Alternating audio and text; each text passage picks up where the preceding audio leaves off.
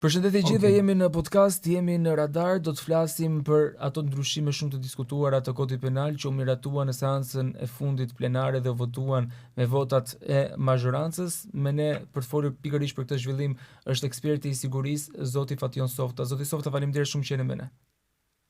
Faleminderit juve, kënaqësi. Zoti Softa, cili është qëllimi kryesor i këtyre ndryshimeve në kodin penal dhe pse u konsideruan kaq urgjente? Kodi penal gjithmonë ka pasur ndryshime, ka pësuar ndryshime dhe ndryshimet kanë ardhur si rrëdhojë e problematikave apo të emergjencave që krijohen. Asnjëherë nuk kemi pasur një kod penal që të jetë afatgjatë për një periudhë të gjatë, ashtu se dhe kushtetuta e vendit janë arnuar her pas here, ato janë ndërhyrje dhe her pas here kemi ndryshime sipas problematikave që ka.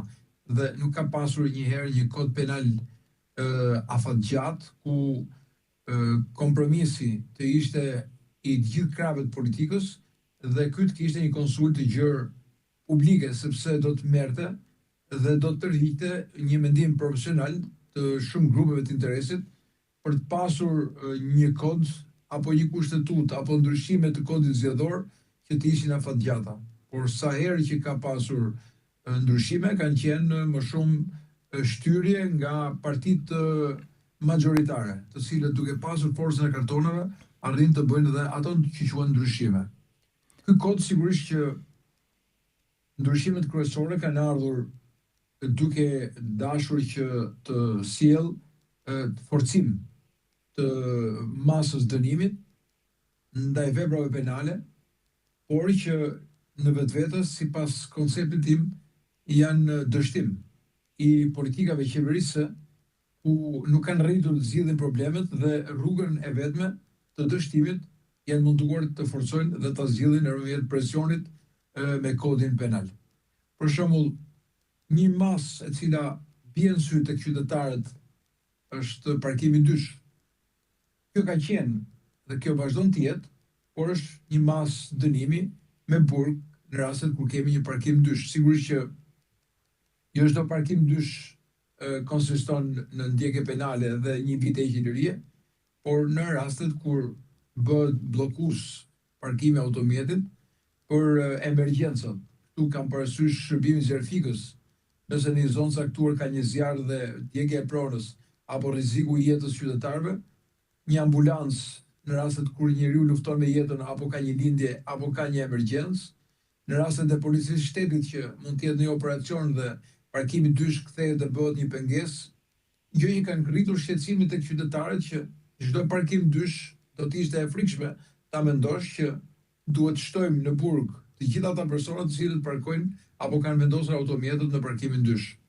Pa e zauruar, po themi, masa të tjera të kontrollit dhe të menaxhimit të territorit, sikurse është hapja e parkimeve në toksore, krijimi i parkimeve mbi toksore, zgjidhja e trafikut në Tiranë, e gjitha këto probleme, ngushtësia e rrugëve me ndërtimet e paligjshme, ku hapësirat midis pallateve janë bërë të pamundura për të menaxhuar, edhe sikur mos ketë parkim dysh apo parkim të automjeteve, të gjitha këta kanë gjetur një zgjidhje, të paktën tek ky ndryshim i kodit penal, duke e quajtur parkimin dysh dënim me një vit heqje lirie. Kanë rritur masën e dënimit për sa i përket zjarrvënies. Meqense nuk arritën dot të ndalojnë, të bëjnë punë parandaluese për të parandaluar zjarrin, vetmja rrugë është të rrisim masën e dënimit për ata personat të cilët janë zjarrvënës. Një ndryshim interesant është fakti që nëse ka konstatime për zjarrvënie në pyje kryesisht, po dhe në zona tjera, të cilët synimin e tyre e kanë ta kthejnë atë tokë ndërtimi, atëherë vendimi është i që deri në 30 vjet ajo tokë e liruar, e krijuar për shkak të zjarrvënies, nuk mund të jepet leje për ndërtim deri në 30 vjet. Dhe disa ndryshime tjera, kryesisht edhe për shpifjen, e cila normalisht nuk është se është legalizuar, por sipas konceptit tim kryesisht për gazetarët, vetëm ka ndruar gjykatën. Në vend që të jetë tek gjykata penale, do të jetë tek gjykata civile. Dhe këtu krijon një lloj vështirësie për gazetarët, duke kërkuar që gazetar do të jenë ata të cilët janë të regjistruar. Po ku duhet të jenë të regjistruar? Italia për shembull e ka libri, është regjistri i gazetarëve, ose albo, pema e gazetarëve. Kurse këtu nuk e di kujt i thon dhe ku duhet të jesh regjistruar dhe cilit gazetar duhet mos penalizohen në rastin e një shpifje apo jo, nëse kjo vërtetohet ose jo. Qartë, por pse u vendos ashpërsimi po ashtu i dënimeve për zjarrvënie? Kemi pasur raste shtuara gjatë verës, por a është kjo një masë që duhet dhe për të parandaluar, duke qenë se s'kemi pasur një ndërgjegjësim të paktën? Numri i rritjes masës dënimit i bie që Shqipëria duhet ndërtojë më shumë burgje, sepse në çdo rast veprat penale të zjarrvënies, të ndërtimeve pa leje, të shpifjes apo disa vepra tjera penale të cilët ata i kanë konsideruar me rritjen dhe ashpërsimin e kodit penal, i bie që të kemi vetëm burgje dhe pafundësisht persona të cilët duhet shkojnë prapa hekurave, dhe ndërkohë që nuk është punuar dhe nuk punohet dhe nuk mendohet për parandalimin. Parandalimi do të thotë që çfarë do të bëjmë për të parandaluar zjarret në pyje. Ne kemi përmbytjen verë, përmbytjen në dimër dhe zjarrin verë. Dhe kjo gjë vazhdon të jetë e përditshme. Dhe nuk e zgjidhëm me ato dënime qofshin edhe minimale, të cilët janë për zjarrvënësit, sepse zjarrvënia nuk ka shkuar tek parandalimi, çfarë do të bëjmë për të mbrojtur pyjet, për të vendosur dronet me sensor për parandalim, siç janë rastet e rritjes prezencës policisë, siç janë kontrollet, dikur kemi pasur policin pyjore, ndarjen e bllokeve të pyjeve me njëra tjetrën për të rritur distancat dhe për të kryer ndegjet dhe mos kemi zjarre masive, rritjen e teknologjisë, paktën ne kemi parë që çdo vit kosto e fikjes zjarreve ka qenë maramëndse, sepse marrim mjete shërbimit zjarfikës nga vendet fqinj, helikopterët, avionët, qerat e përdorimit tyre. Pra, nuk kemi pasur masa parandaluese, të cilët duhet fillojnë që në janar të vitit, derisa të vi periudha e verës, çfarë duhet bën plani masave, që duhet të ketë pushteti lokal, shërbimi mbrojtjes nga zjarri, ushtria, policia, bashkëpunimi në komunitet, informacionet paraprake që duhet të jenë në këtë zonë. Pra, problemi është ta ndalojmë zjarrvënien dhe jo vetëm thjesht të dënojmë personat që krijojnë dhe vendosin zjarrin. Sepse edhe në rastet kur janë arrestuar, kanë qenë provat pa mjaftueshme për t'i dënuar ata.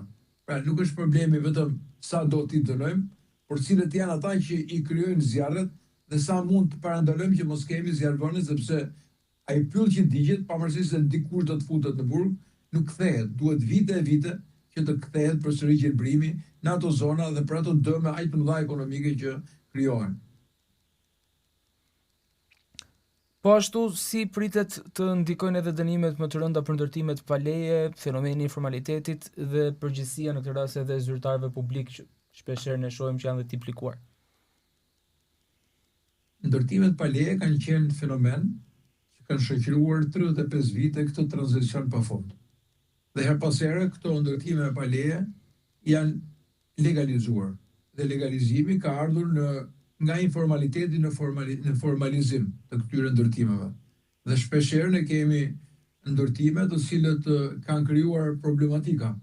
Problematika për mirë funksionimin e sistemit të transportit apo të hapësirave midis pallateve. Të gjitha këto informalitete janë legalizuar. Tashmë kërkojnë që ndërtimi pa leje të ketë një masë më të lartë dënimi, por kjo në një anë është pozitive për faktin që dënimi vjen dhe është më i lartë për gjithë ata funksionarët të pushtetit apo të institucioneve të cilët kanë përfituar për qëllime ekonomike, si nëpërmjet korrupsionit ashtu dhe të përfitimit të drejtë për drejtë për të lejuar dhe stimuluar ndërtimin pa leje. Dhe kjo mas shton edhe dënimin që në 5 vite ata nuk mund të aktivizohen dhe mund të rikthehen në administratën publike. Por, ndërtimet pa leje vazhdojnë të jenë vetëm thjesht masa e rritjes dënimit ndaj personave të cilët i kryejnë këto ndërtime dhe jo vetëm masa e dënimit, por edhe çfarë duhet bëjmë me këta ndërtime pa leje. Prishja apo jo? Hapja hapësirave publike apo jo? sepse një pjesë e tyre sot kanë zënë hapësira publike dhe reagimet kanë ardhur me vonesë. Kodi dhe ndryshimet e kodit penal kanë ardhur me vonesë. Nuk ka pasur, po themi, një reagim ndaj institucioneve për parandalim dhe ajo çfarë ka stimuluar më shumë ka qenë korrupsioni në zënën e hapësirave publike, në ndërtimet pa leje, dhe një pjesë e tyre është edhe diferencimi. Personat të cilët janë më afër pushtetit, të cilët nuk dënohen, dhe personat të tjerë që nuk janë afër pushtetit, dhe sigurisht që mbas dënimi vlen më shumë për ata, se sa për ata të cilët janë të mbuluar apo janë më afër pushtetit politik. Sa i përgatitur është shteti për ta zbatuar pikërisht këtë projekt ligji? Fatkeqësisht një pjesë e ligjeve kanë pasur diferencim për sa i përket selektivitetit. Selektiviteti ka qenë ajo çfarë i ka dëmtuar ligjet se sa ligjet në vetvete ose zbatueshmëria e ligjeve.